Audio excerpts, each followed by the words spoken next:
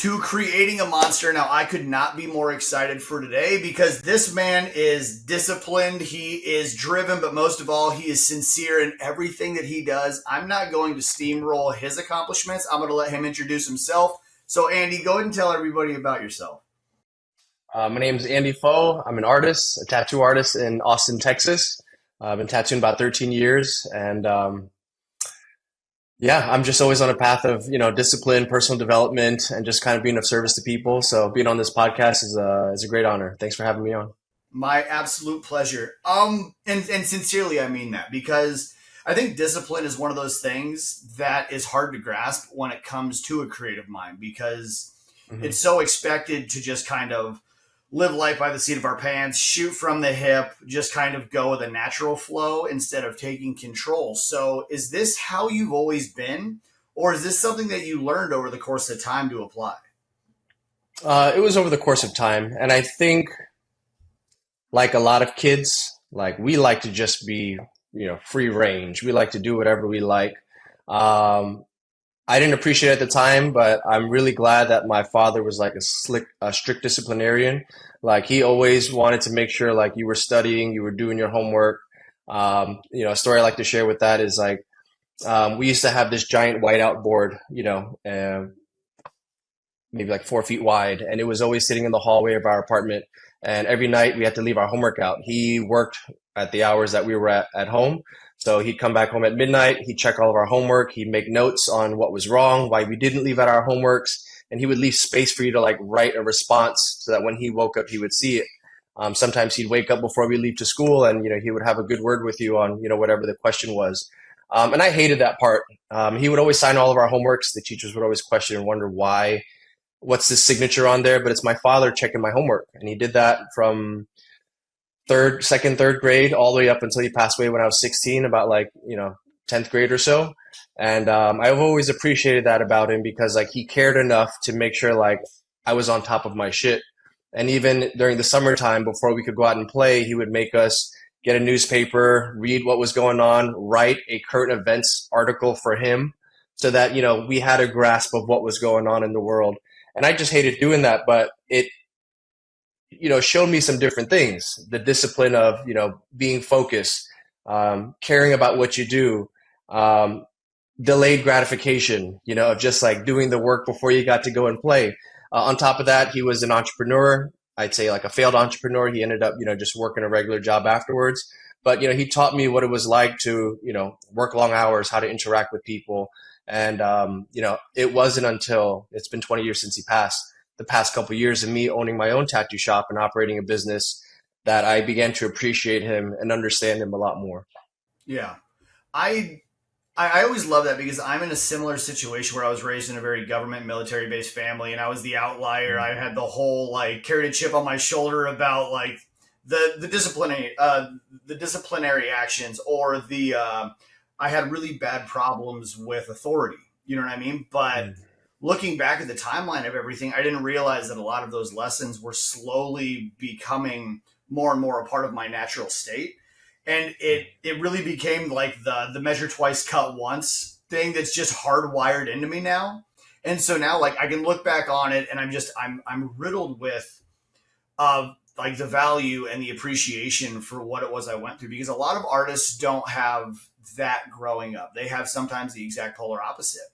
And one thing that I always remind myself of, I talked to Katie, my lady, about it, is becoming a student of our process. You know, really like being able to sit back and analyze in real time so that we don't have to look at hindsight from a future perspective, but really in the moment and being able to measure twice and cut once, knowing that mistakes are being made or at least why we did the things we do, because we all find ourselves in a product of our environment until we become a student of our process. Yeah. I use this phrase before, which is like study, improve, and repeat. Mm-hmm. And that's how you get better at anything. The common one, we're in the tattoo space, but the common one a lot of people know, everyone knows, is like how to drive. And at first, when you're a starting driver, you're too hard on the accelerator or the gas. You hit the windshield wiper instead of the turn signal. You're turning too sharply. But if you're aware of all of those things, you're studying your actions and the results, you can begin to make those fine-tuned changes. If you're gentler with the pedals, you're hitting the right signals, and you become better at driving, and you repeat that over the course of years, you become a better driver, hopefully. And the same thing with tattooing. It's not just do a tattoo and maybe within 5, 10 years you'll get better. If you can study line by line each time you pack in black or color, or how smooth or not smooth your shading is, and you can figure out how to make those fine-tune adjustments, you can get like good pretty quick. But it's just about how aware of you are you to like study what you're doing, finding the ways that you can improve on it. And if you can just repeat that, it's a very boring process. That's how you become good at whatever it is you're trying to do. You've probably experienced the same thing doing a podcast. You study what you like, what you don't like, you improve on it, and you just repeat. And that's how, your podcast becomes better each time.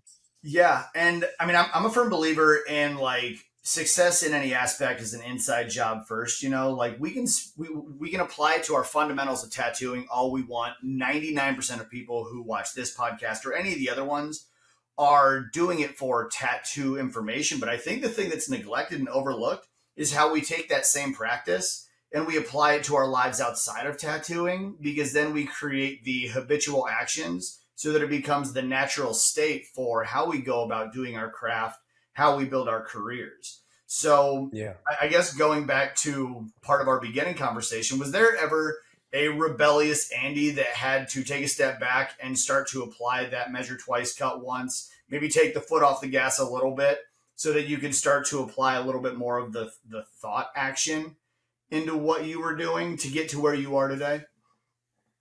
I think it happens almost every year, right? And I think Yeah. that's necessary, because sometimes you just do the same things over and over, and that becomes habit, and you don't know if you're doing what you know that works.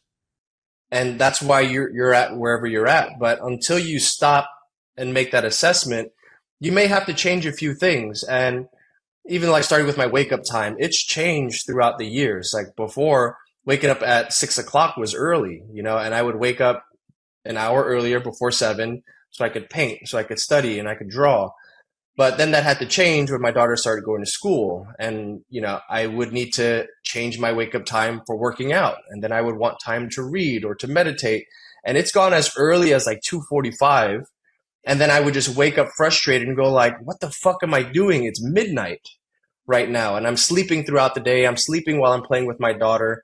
And I don't like that. So as productive as I was in the morning, what was working for me in this space, it wasn't working for me in others. So I did that for a while, and I had to change my routine because my lifestyle for the rest of the day wasn't working.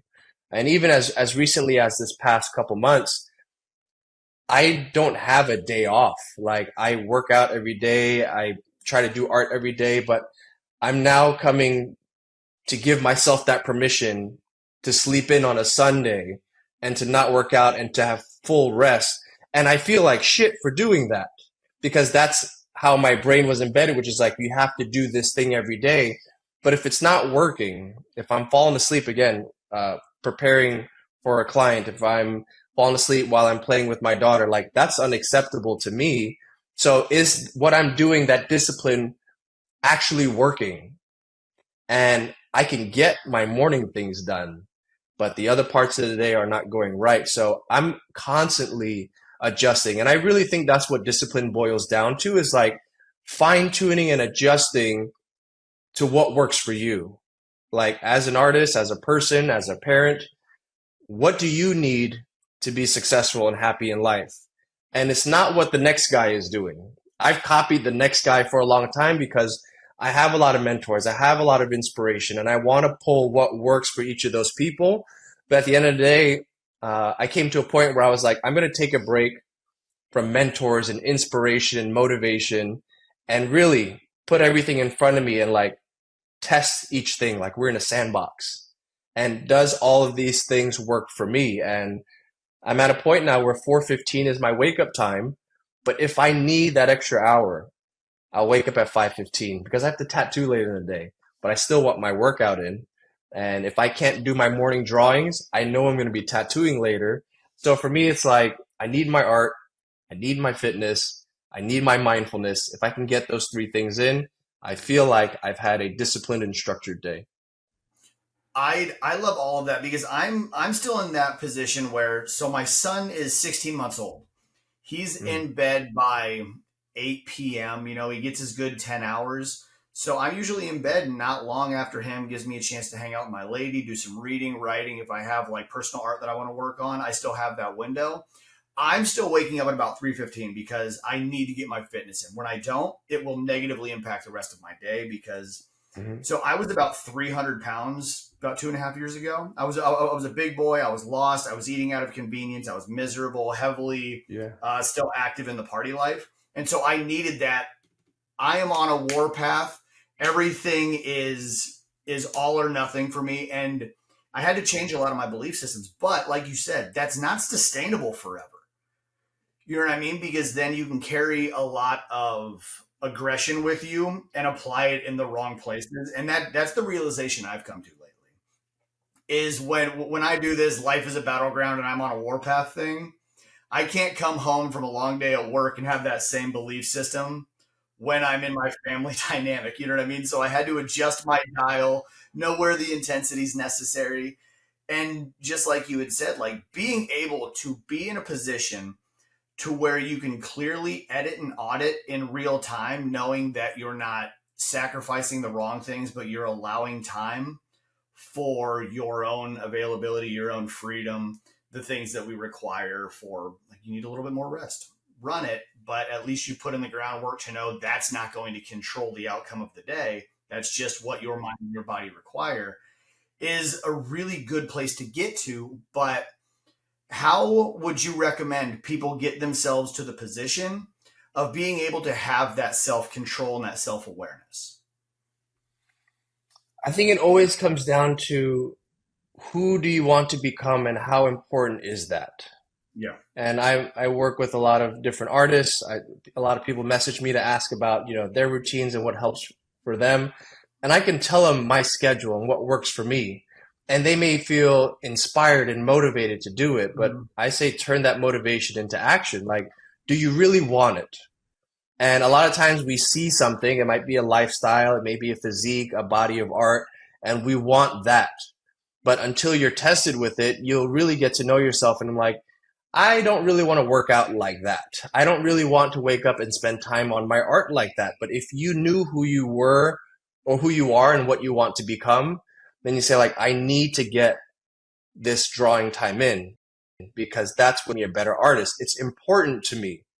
And if you feel that level of importance about art, about fitness, about your family time, about your mental health, you would make it a ritual. You would be religious about it, where you say, I need to work out because of this. I need to meditate because of this. I need to be present with my kids because it's important to me. And you may say it, you may write it. I've journaled many times to like really rewrite my self-talk that these things are important.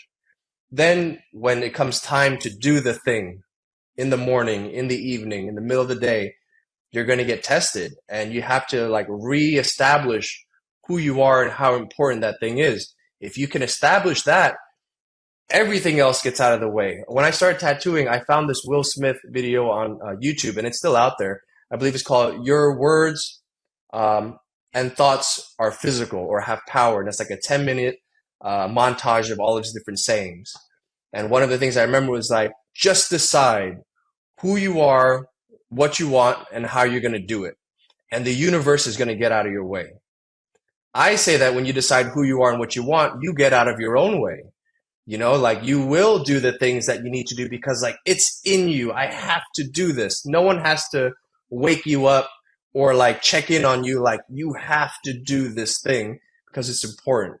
But if you don't feel that level of importance, why do any of it?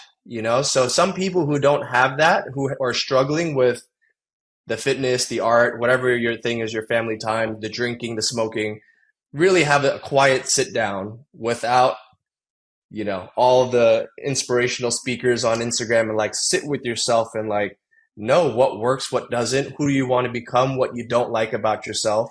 And if you can get to that quiet place of like, this is who I am, you'll get out of your own way.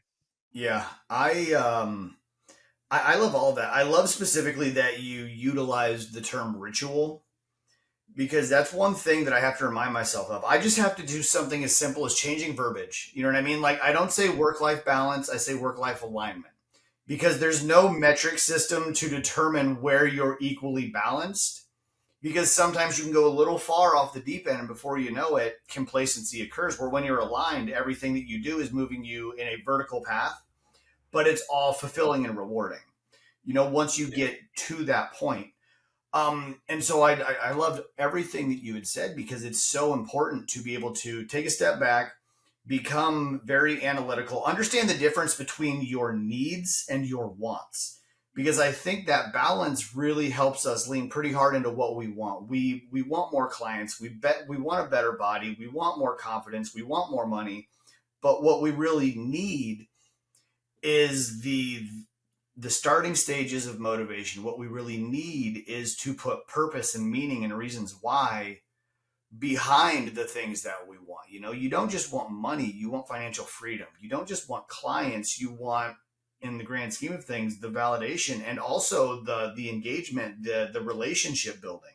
You don't just want to look a certain way, you want to feel a way about yourself. And so I love walking with people through that stage of that transition. We talk a lot about 6 pillars, which is mind, body, creativity, business, relationships, and knowledge. And a lot of the time, we can break that down almost into like a macro system, where when you find the one thing that's being the most neglected, the one thing you have the least amount of confidence in, or the one thing you just believe you can't with, then you can front load it like a protein. You know what I mean? And then you find the ones that are slightly lower than it, but are still kind of weighing you down, whether it's your belief that you're smart enough, the knowledge that you may not be in the best shape of your life, fill in the blank. And front loading the one thing neglected can only positively impact those next ones, because everyone's proof of concept, maybe not everyone, it's aggressive, but a lot of people's proof of concept is that they can't, because they've broken so many promises to themselves before.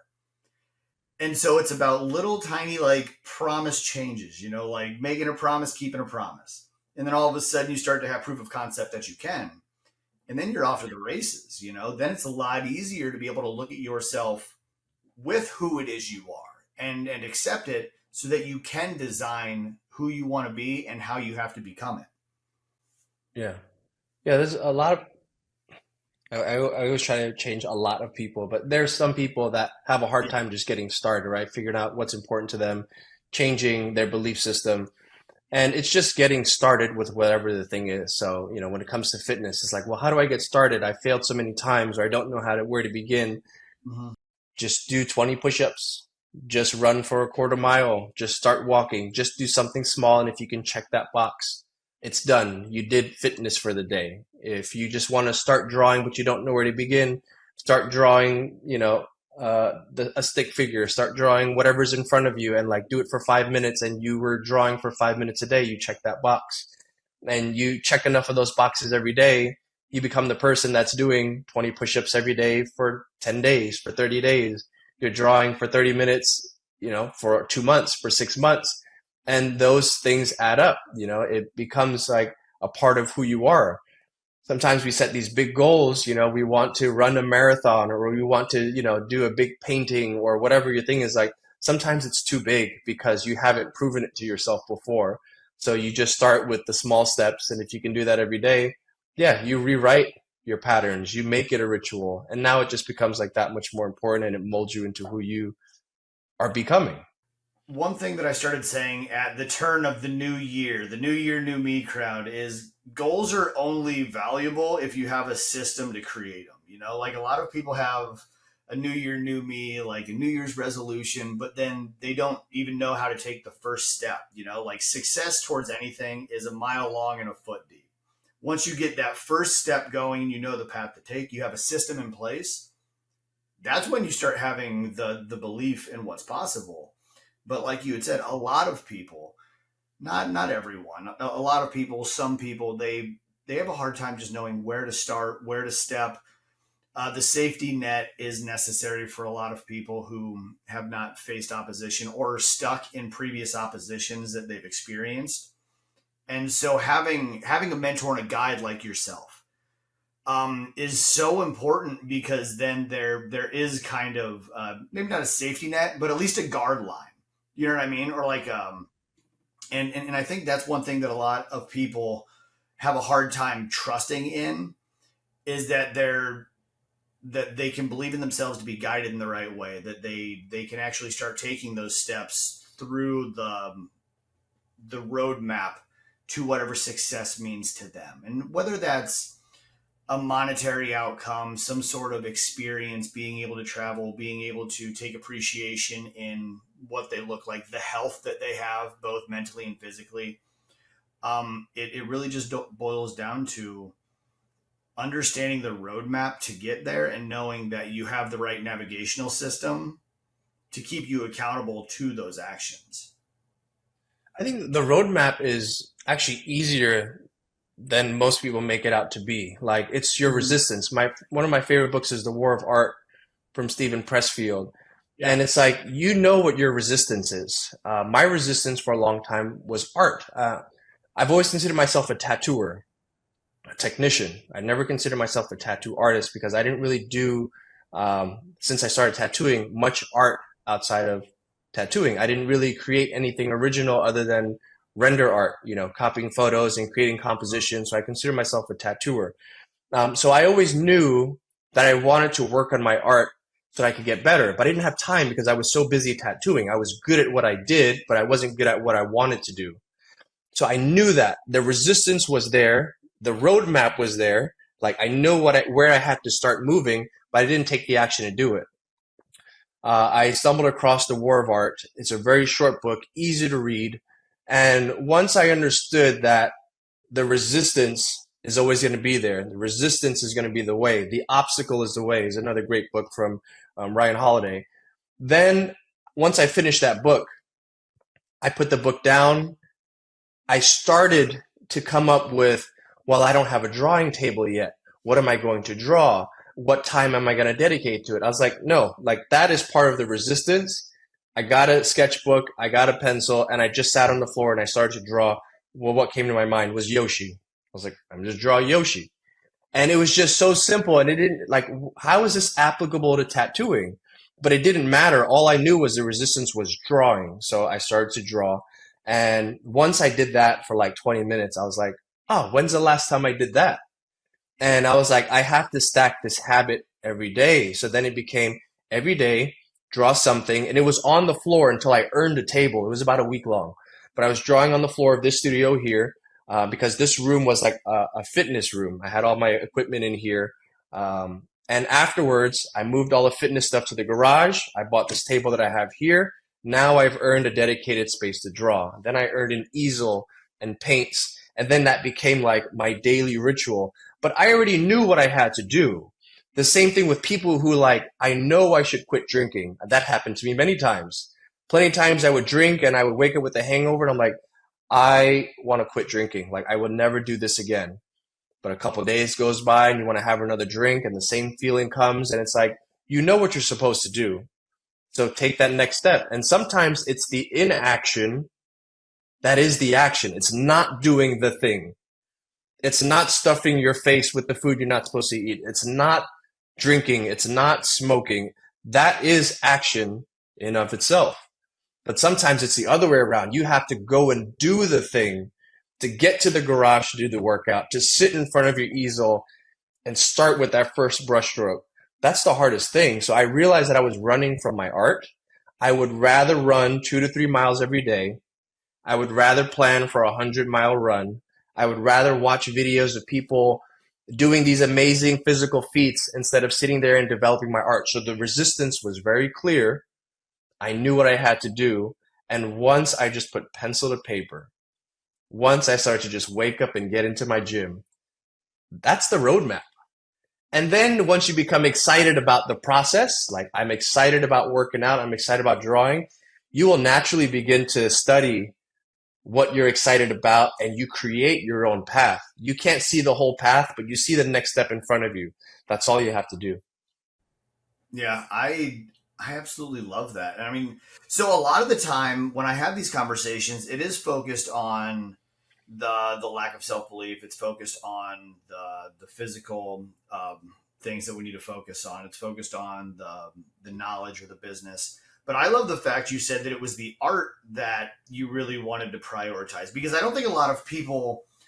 I keep saying that term. I don't think many people understand the fact that as tattooers, we lose connection with our organic natural state of creativity, because we are just fulfilling what other people's requests are for so long that we're giving little bits of ourselves out to each tattoo that we do, each thing that's photorealism, each infinity symbol, depending upon where you are in your evolutionary stage, but we're not refilling our cup with our own creativity. So we consistently deplete ourselves. And I fall under this as well, because I predominantly do photorealism. If I'm not hyper prioritizing in my office time, my art time, doing stuff that really like sparks my interest, challenges myself, or is at least going to really bring me some joy because I'm trying something new, then I will inevitably become burnt out, not because I'm overstacking my plate, but because I'm undervaluing what being fulfilled is as a creative. Yeah. Some artists don't have that problem. Some Yeah. artists have no problem painting and drawing all day. So there's no resistance there. Yep. But everyone has to listen to like what that resistance is inside. And sometimes it's your knees and your back Yep. sitting all day in your chair. And it's like, well, I don't have time to take care of that. And if you don't take care of it now, you're going to have a problem in the future where you may not be able to have the opportunity to take care of it. So sometimes that resistance is not what we're discussing here of doing the art. That's hard for some people. But Yep. other people have to prioritize their health. And when you're not able to sit or do your craft or what you love, uh, health is typically the first or the last thing that people will take care of until it's too late. Yep. They can't walk, they can't write, neck pain or whatever your thing is. And it's like, well, now what do you prioritize when you can't do what you love, when you can't spend time with the people that you care about? Uh, it may take something devastating for that to happen. And sometimes it's an illness, it's an accident. Sometimes it's just over time you degenerate your body on what you used to do. Everyone's going to lose those abilities at some point, but how do we manage our lifestyle so that what we're doing is more sustainable long term? And that's the thing. I don't want to be the tattooer down the line that can't sit, that can't hold a machine, whose eyes are strained, whose health is in poor condition. Um, I've always seen older people who are in wheelchairs or in crutches or who need assistance. And you may get to that point. Sometimes it's, again, some major health issue, but if it's avoidable, I want to be the 80-year-old, the 90-year-old that's walking upright, that has the strength to still do what I'm doing now. It may be in a limited capacity, but how far can I get doing what I love with full vigor and ability? It starts now, and yeah, people ask, is fitness necessary? And I wanted to mention this earlier about like wants and needs are kind of subjective, right? We talk about like you need to take care of your health. To be a good artist, not really, and it's controversial for some people, but some of the best artists don't take care of their health at all. They don't take care of their families at all. And they're amazing, phenomenal artists because all of the energy goes there. We have 100% of energy every day. Where are you dividing that energy? For me, my fitness, my art, my family, every other thing that I'm doing, I have to divide it up. I went 100% and foregone everything else. I'd be a much better artist now, but I want to prioritize other things. So fitness is not necessary, but you may regret that later on down the line. So again, that's where it comes down to sitting with yourself right now and contemplating, who are you? What do you want? What is the lifestyle that you want to live now and in the future? For some people, it may be developing the entrepreneurial and business side. Because if you don't have that and you can't tattoo, where's the income? So we may have to start prioritizing other forms of getting income. So there's a lot of things that I had to spend time and sit with of like, what did I need as an individual, as an artist, as a family man now, and in the future down the line.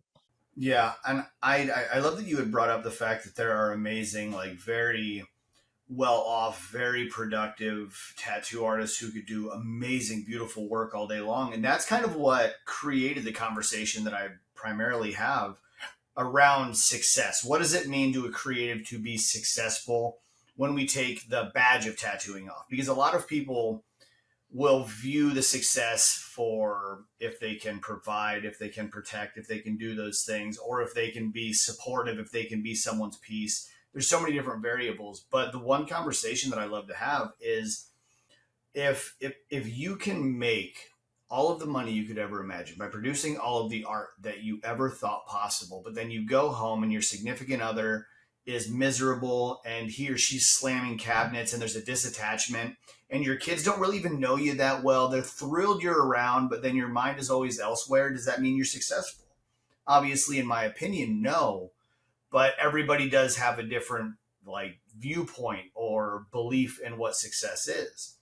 And that's why I really love the six pillars because it's what I personally had to really understand. I had to do a grading system of if I'm successful at work and that's where I get all of my validation and that's where I become the most fulfilled, but then when I go home I'm depleted because either my significant other or even I am emotionally reactive to situations. You know, I'm not like being responsible, being respectful, being like logically responsive, and I can't really change the dial, then I don't feel successful. I just feel like it is balance. I'm fulfilled, I'm rewarded, I'm successful in my craft, but I'm depleted, I'm kind of negative, I'm miserable in other places, then I find balance. Where when we can align all these things and we know we're no longer just living at our tattoo shop and sleeping somewhere else, we can become that family person.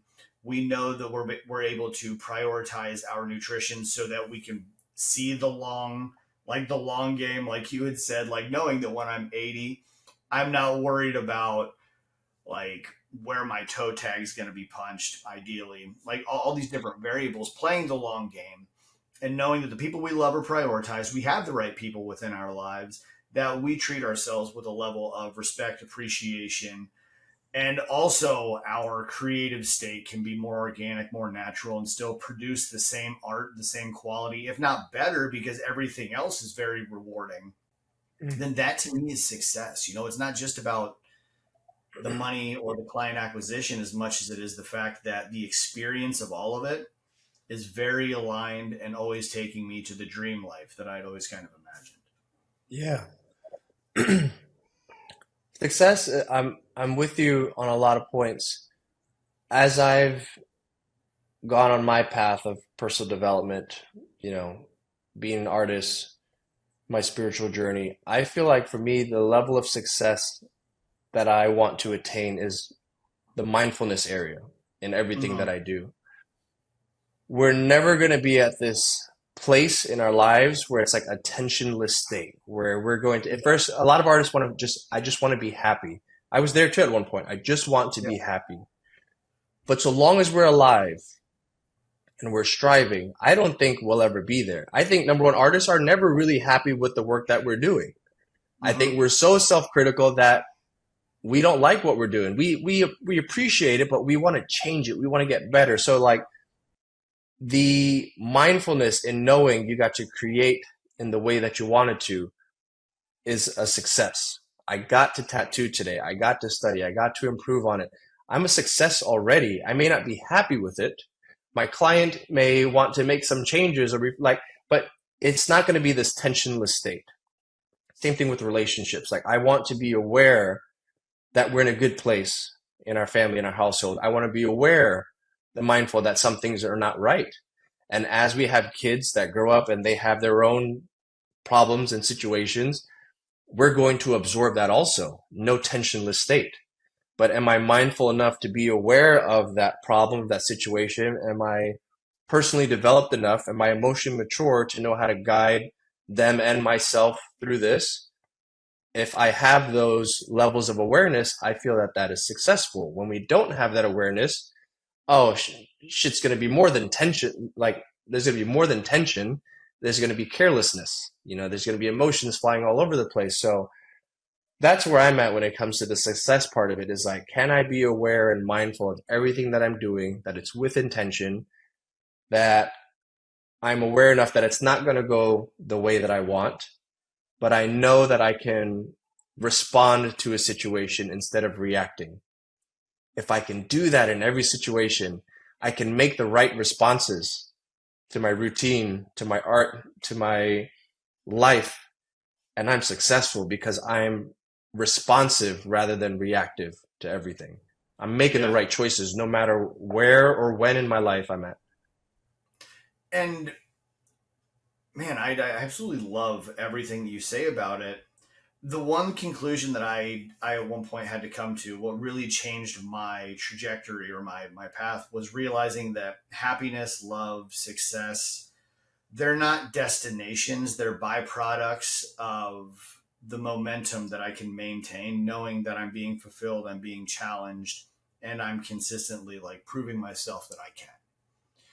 When you hear someone say, I just want to be happy, it implies that presently you're not, Hmm. and so it's just about making those little tiny shifts, those little tiny tweaks. Hmm. And anyone can feel more happy, more fulfilled just by making minor changes, because minor changes consistently repeated will eventually produce massive experience, like massive growth, and I don't know, like a lot of this conversation brings me back to where I started, because I was an alcoholic, a drug addict. I was your cartoon character tattoo artist. I was the stigma of, and eventually I hit a brick wall, you know. And these are the conversations that I was able to have with different mentors of mine, like rewiring where my belief systems were, because I was one of those people who said, "Man, I just want to be happy," and that didn't mean I wanted to do what I needed to do to become happy. I just wanted someone to give me happiness, give me the tools, give me the validation, give me the success of what I thought it was meant to be. It's And not I didn't happening. realize that. Yeah, and it's just like, obviously it's the you want so badly to just have it all figured out, for everything to just work for you once, but when you continuously keep score of what's not going right, you'll never understand how much progress can be made by keeping score of what is in fact going right, if that makes sense. Yeah, I think that makes sense. It's having an expectation for the future that's a problem. Yeah. You know, like you want things to go a certain way, and it's like, no, it's not going to. But are you taking the steps to do what you want to do, regardless of what Mhm. the expectation is? So, beginning tattooers, I want to be the best. I think me, like a lot of tattoo artists, we assumed we were going to be great from the beginning, but then you get tested because you have this expectation of how it's supposed to go, and you get frustrated when it's not going according to your timeline, and you may want to quit. But that's that moment of struggle that it's going to test you for like who you want to become. And if you can remove the expectation from the future and just take the steps, whether it's a good day or a bad day, whether you're getting the results that you want or not, and you can bring that awareness back to like, what am I not happy about? I'm not happy with my lines, with my shading, with my sleep, with my fitness, with my diet, all those things. Then instead of spending time on what you don't have, you spend time on that energy, what you have, which is this very moment, this present moment here and now. And it's like, what choices can you make now that are just going to move you that step further? And sometimes it's just picking up the machine and doing a better line, or studying or improving on it, or whatever that next one step is. But I used to be so wrapped up into like what the future should have been. And whenever we feel like we're off course, it becomes a problem. But now I just know I have somewhat of a target destination there. There's an infinite path leading me to get there. And if it takes longer or it's shorter, that's fine. But I just know that what I'm doing each day, I'm happy with the ability to do those things. It's such a beautiful thing to know the intention behind the actions you take. You know what I mean? So, Andy, I love all of that. So I truly want to know. when you first got started, when you first started making your pivot, what were some of the first action steps you took to be able to start building the discipline that you are today? Because discipline's obviously not just doing what you already love. It's about facing the resistance that you were speaking about earlier and then Hmm. getting good at that stuff. Yeah. So what were some of the first resistances that you faced? What were the action steps that you took to create mastery, or at least the path of to the disciplines of the other elements than your tattooing? Yeah. So everything that I do had some sort of resistance in the beginning. Meditation's big for me. Fitness is big for me. Art is big for me. Spending time with my kids is big for me. So, like all those things, it requires you to make a ritual and set small, achievable goals every day. Reading was a challenge for me before. So it was like read 2 pages a day, meditate for 5 minutes a day, do 20 push-ups every day. It was actually 20 pull-ups. I was shooting for 20 pull-ups every day. And there was a period of time where in my stories, all you saw me do every morning was pull-ups. And it was just building up that habit where now it became doable and I started to want to incorporate other things. Meditation went from 5 minutes to 10 to 15 minutes. Waking up went from 6 o'clock to 5:30, 5:25, 5:20, 4 o'clock, and just moving it up. So small steps. I think that's the easiest thing to a big change, a big outcome is like taking the first small step. And I have an artist at my shop where it was like, you just have to do 20 push-ups a day and just roll out of bed, do your 20. And if you can do that every day, you're not going to stop at 20. At some point, you're going to be able to do 21, 25, So small incremental steps is important every day. That's with anything that you do. I absolutely love that. So how frequently do you work with artists on an individual basis to help them be able to create the discipline in their lives? Like, obviously, I know you've been an amazing guide for a lot of people. I know that you take being a mentor seriously, because being able to create impact in others' lives, not only in your industry, but just in the grand scheme of things, is extremely important. So how frequently do you work with people on an individual basis to help them build that same momentum within theirs? I've always been a mentor to some degree, just working with other artists. I've always had many different mentors. Everyone's a mentor to me. I can learn something from anyone. Um, I wasn't an intentional mentor to tattoo artists until about like 4 years ago.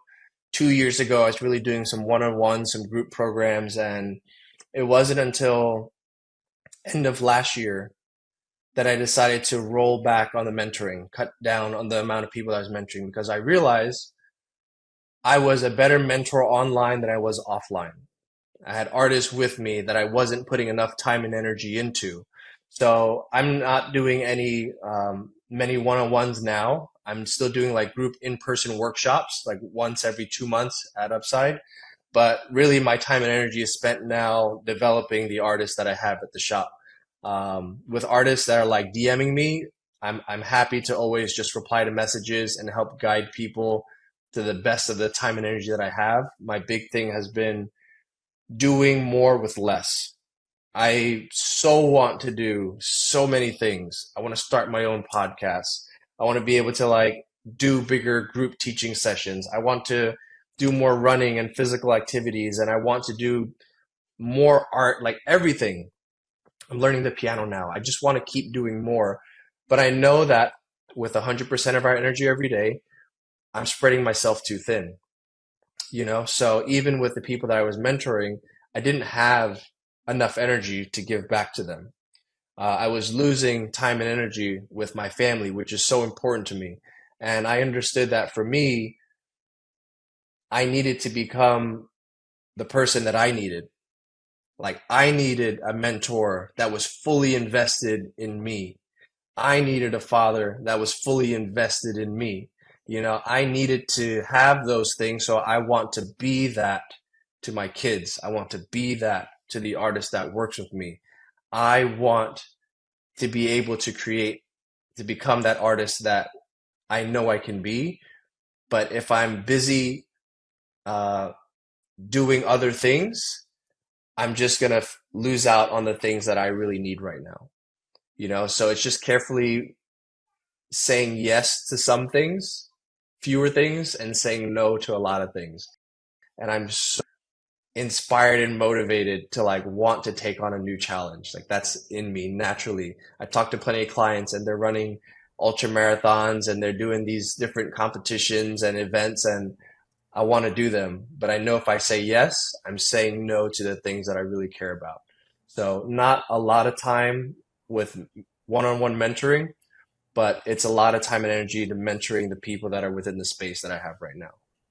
I think that's a huge testament to how quality of a mentor you are, though. Like to not just take on all comers is such a beautiful testament to the knowledge and the value that you have, because people have the opportunity to learn from you just by being in contact with you. I've taken a lot away from just having this podcast in the 45 minutes that we've really been getting into a conversation. And you have that aura, you have that projection, you have that belief system, like you are that. And so it's not so much about spending so much time with people one-on-one, but it's just about being your true, authentic, certain, intentional self at all times. That becomes something that can be emulated, something that can be fed from, or something that can be inspiring in any element. And that's even for me, like doing the mentoring, the coaching, that's something that I don't really look at under a microscope, is the amount of attention that's required for each individual artist that I work with, while still prioritizing the fact that I have particular needs, my family has particular needs, to be able to know that I'm giving the right amount of attention to each entire element. Because the people that rely on you in your personal life, in your social circle, within your studios, are as much, if not dramatically more important than anything else, because of that real world experience and the environment and the culture that we create within it. So if you don't have the time, if you don't have the availability, then live in your season of no with grace. And I think that's a hard thing for people who get excited, myself included, is understanding the value in the season of no, because it makes all of the yeses so much more fruitful, so much more valuable, so much more impactful. So I like it's cool to be able to like have that hindsight and be able to like reflect just in that statement, because there are seasons of no, there are seasons of yeses, there are seasons of frustration, but to be able to know that we're in control of each season, where we are, the kind of growth we can create, the kind of pulling back to get a really good bird's eye view forward, like to know that we're doing that, like you had said, with intention, is truly being in control of your life, of your belief system, of your reactions or your responses. Yeah, that's why I love like the social media platform and podcast, which is like that's to the extent the best mentoring that I can give right now, Mm-hmm. which is like I've learned so much through other podcasts, through other social media accounts, and like not even getting to spend time with some people, but you have your people that you follow and you look up to online, and it's like you take these gems from them. Yep. And it's like if I can absorb gems from people in that way, then the best thing that I can do is give that back in the same form. Yeah. So like when these podcast opportunities come up, I love getting on there, because how many ever people listen to it, they may be able to extract something that's going to change their life forever.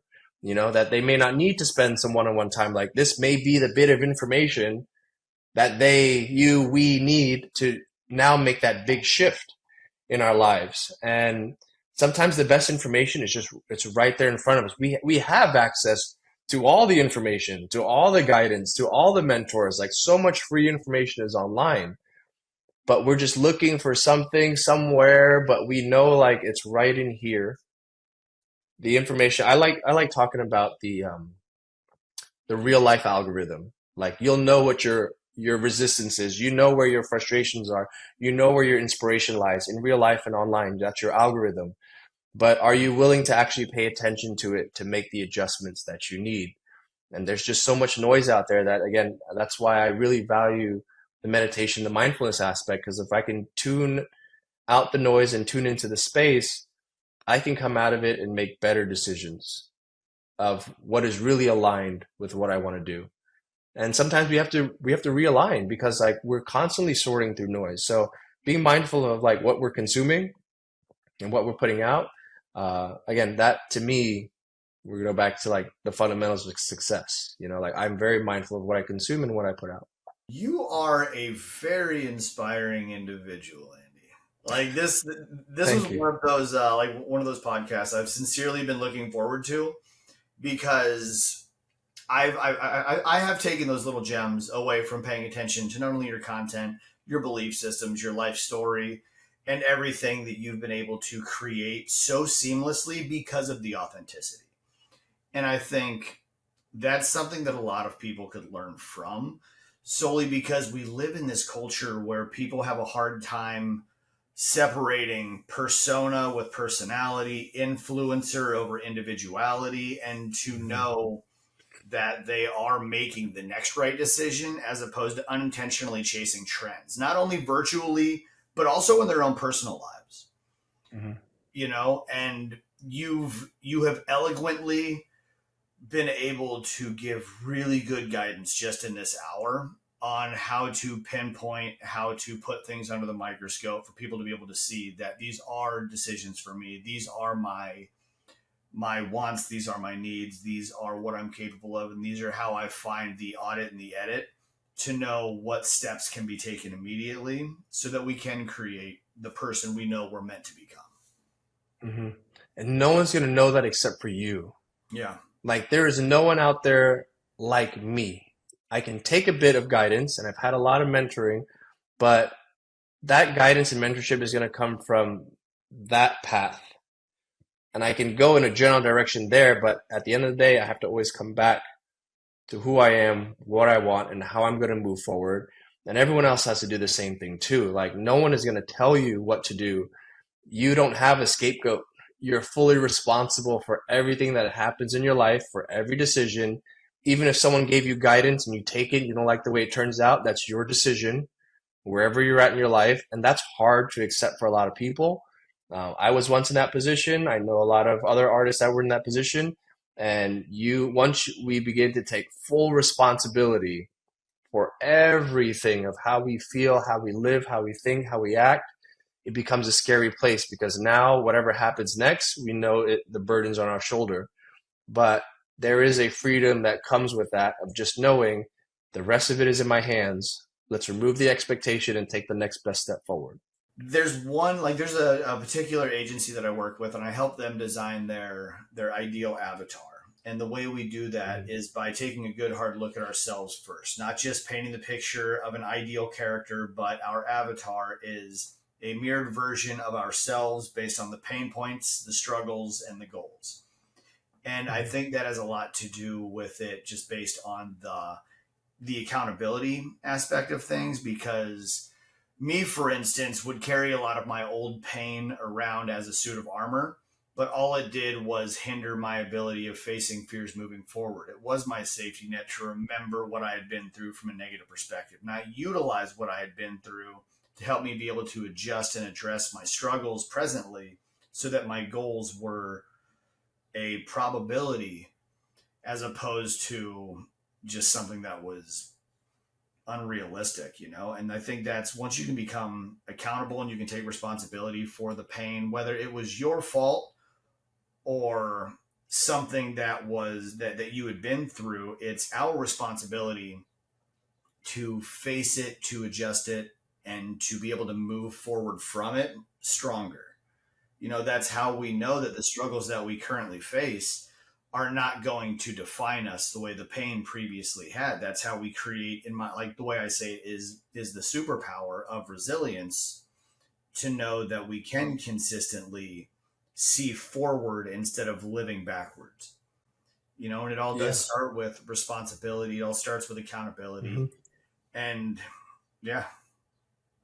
That's a scary place because like I say this and it triggers a lot of people of like everything is your fault and your responsibility. Well, the car accident wasn't my fault. You chose to put yourself in a car that day. So when you look at it that way, you always have the possibility of being in a car accident. Yeah. Even as a walker, as a bystander, as a runner, as a cyclist, You put yourself in that position to get hit by a car, right? So Hmm. that's a full extreme ownership version of that. But even if you wanted to go the other route, where you say, well, it's not my fault, life happened. That's the cards that you were dealt. You happen to have cancer. You happen to lose a loved one. You happen to be in an accident. You happen to put yourself in this situation. So because you can't change that, you accept the responsibility of a situation. It still goes back to, what do you do now? Instead of going, well, all that has happened to me. I can't do this. I can't do that. It's like, yes, I get it. Remove yourself from that state of being. And it's like, what can I do now? And when you can do that, it gives you the responsibility again, which is scary because you're no longer a victim. You're a creator of the life that you want to live at whatever capacity that you have. If you don't have any arms or legs, okay, you move forward without arms and legs. What else can you do at this time? Um, that's a scary place to be, to accept full responsibility for everything. And I get it. Yeah, it's so fascinating. You and I have very similar belief systems, only I cuss a lot more. You know what I mean? I've had the same conversations. It's been extremely triggering. A lot of people have like semantic arguments towards the concept, but you're absolutely right. What it does boil down to is, even if the incident wasn't your fault, it doesn't mean it's not your responsibility to ask yourself, okay, so what do we do with it? Do we carry it? Do we hold it? Do we put it Mhm. in our pack? Or do we address it? Do we confront it? Do we be accountable to it? And then do we move forward freely? Um, I, I, I would be remiss to not bring up the fact that I think that is where a lot of people get throttled, is their inability of taking responsibility. Because I think a lot of us look at ourselves as our own higher power, our own God, which makes it very easy to pass the buck and to point the blame. Where when we do believe in not being the key component, whether you're a religious person, you're faith based, or just you're on a spiritual journey, and it's not you and there's something bigger out there, then it makes it a lot easier to be responsible and to be accountable, to take it all in and analyze it. Because I was going down a very dark path. I did the whole Satanist thing for a long time, and it turned out everything else was at fault for all of my problems, because I looked at myself as knowing it all and like carrying around this badge of authority. But then when I began my spiritual journey, I realized, okay, I can analyze everything. I can look at all the pain. I can look at all the problems. And I realized that I created all of them in a sense. And so now nothing else is to blame. I can apply serenity to my life. I know what I'm in control of. I know what's not my problem. And I can tell the difference between the two in real time, so that the navigational system is now pointing me in what my viewpoint of true north is. Yeah, you put yourself in that situation. And some people, even if they don't put themselves in, so you're surrounded by negative people, negative events, Yeah. which because of your being on the inside, your Satanist ways or whatever your thing is, like that's your circle of people. And you realize, you become awake one day and you say, well, now it's not my fault. It's all these other people's Yeah. fault around me, right? It's still going to be back to you, because now it's the responsibility of the response of how you change your situation. And that's why you're at where you're at today, is because regardless of the situations that you were in, better decisions, to get Yeah. yourself out of that and to make that change for you. And that's, none of this is easy. And I feel like even if you felt it was out of your control and God put it there for you, well, guess what? It's for you to make this awareness and have that change, have that awakening moment, to just know, like, I have to do something right now. Even you not being happy is a sign of your awakening, of like something has to give, something has to change. So with everyone else out of your ear, out of your mind, out of your heart, and you sitting there, it always comes back to us again. At any point in your life, at any point in my life, we sat there and we go, fuck, what do I do now? And I curse from time to time when it feels right. But it's like, yeah, you get to that point, which is like, when do I make the change to leave this relationship, to leave this environment, to leave this habit? When am I worthy? When do I feel like I'm important enough to become something different, to have a life that's worth living? And it's very deep questions. Who are you and what do you want? Over and over again. And you may be confronted with that question. We may be confronted with that question at different times. I know I go through phases when I got married, when I moved, when I had kids, when I opened a business, when I wanted to pursue something else. We get asked that questions a lot, and we have to reprove the level of importance of whatever that changes that we want to make. Even if you want a more quiet and spiritual life, are you sure you want that? Okay, prove it. What are your rituals to have that kind of life? And it may be saying no. Again, saying no or saying yes. Like, no one is going to really tell you how to answer that question. No one's going to tell us that.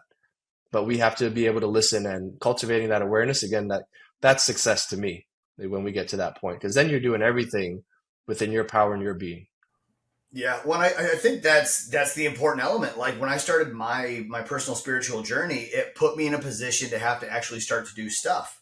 When you attach yourself to a badge, like I said, like when I was younger, I went the Satanist path. It wasn't really Satanism as much as it was I was just mad Hot Topics quit selling Yeah. cool band tees, and I was still screaming "fuck you, Dad" from the top of the stairs, listening to Korn. But I attached myself to something. You know what I mean? Like that hmm validated me. It gave me like angst. Those are your values. That was Yeah, important to you. yeah, absolutely. I love to just walk around pissed, and maybe that's why I started getting tattoos in the beginning. You know what I mean? Because I think, in a sense, it gave me fulfillment. It gave me purpose. It gave me a conversation starter, or it made me a little bit more deflective from people, so that I could start becoming something I didn't know if I quite was yet. Like I still tell people jokingly when people like, so, like, why did you start getting tattoos, or why did you get into tattooing? I don't know. I just wanted to fit in. You know what I mean? Because I can't give you any other justifiable reason, because I was a different person. I was in a different place. Mhm. But it has helped me along my path presently. But now that I'm on my like a more spiritual journey, a more enlightened journey, the things I do, as you had said, come with intention. I no Yeah. longer tattoo because of just the art. I don't do hmm the tattooing for me. I don't charge for me. I don't do any of this for me. It's not about me anymore. It's about the impact I can make. It's about the relationships I can build. It's about the experience I can provide. Yeah. It's about being able to help someone else express themselves in ways they can't through my interpretation. Yeah. Getting tattooed is such an interesting thing, and I've been having this conversation more lately, which is like that is really us affirming our beliefs and our values. And even if you got tattoos when you were just 16 or 18, like these were all just stupid tattoos, those were your values and your beliefs. They were stupid to you now, but back then that's really what you believed. And we were and we are willing to sit through the pain to make a statement that this is who we are, this is what we love, this is what we believe. And like when we get portraits of family members that have passed away, we're going to endure this pain for however long it is because we love and we value this person. Same way that we'll get a tattoo of the devil or Jesus or some lettering, even lettering, right? The power of those words. We'll sit and endure the pain because we're making this statement to the world. So getting tattooed is such an interesting one because we talked earlier about like really defining who you are and what you want and what you're willing to endure, whether it's your rituals, your habits. Tattoos are the short form version of it, which is like it's an 8 hour, 2 day, 1 hour piece. Yeah, you'll make a statement, but you get a tattoo of the word patience on you. All right, that's a 30-minute test of patience. How about your patience for the rest of your life? You know what I Yep. mean? Yeah. Yeah. I've always been fascinated by that, because I have kittens frolicking in a field playing with butterflies and dandelions as a tramp stamp, and it's like statement piece. As to what, not sure, but it felt real right in the moment. You know what I mean? Yeah.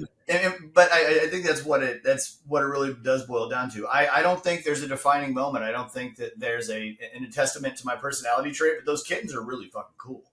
You know what I mean? Yeah. And some of us get to that point. Andy, I have no idea why I just curveballed you with that tramp stamp tattoo that I have, Well, but I'll talk about that real quick because I appreciate that. Because people who want to get tattooed in the beginning, even when you're just getting interested about the art, sometimes just getting any tattoo may be the form of rebellion. Yep. That tattoo is the statement for that. Or it's the statement for I want to get into tattooing, or it's a statement against culture or my parents, or it's a statement against like happiness. I want to get kids frolicking and feel because it makes me so happy. Maybe deep inside that's really what you wanted, or it was just fuck everyone else. I'm doing what I like.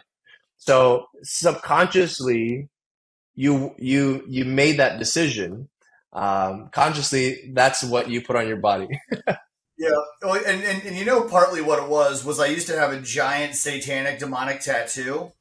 And it was like, well, this looks like if I go to the pool, I don't want to be that guy. So I've got a cure all. I'm going to surround it with kittens doing stuff. So that people are like, this guy looks tough as hell, but he's got a soft side.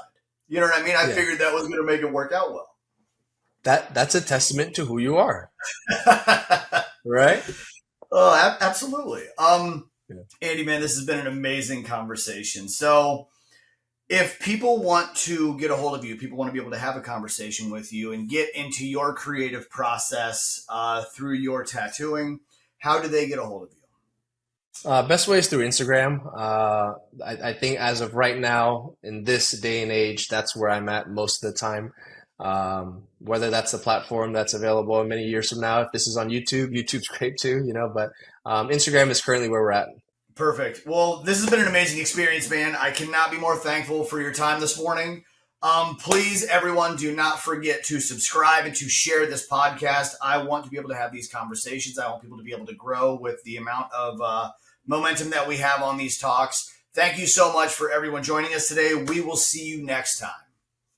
Thanks for having me on.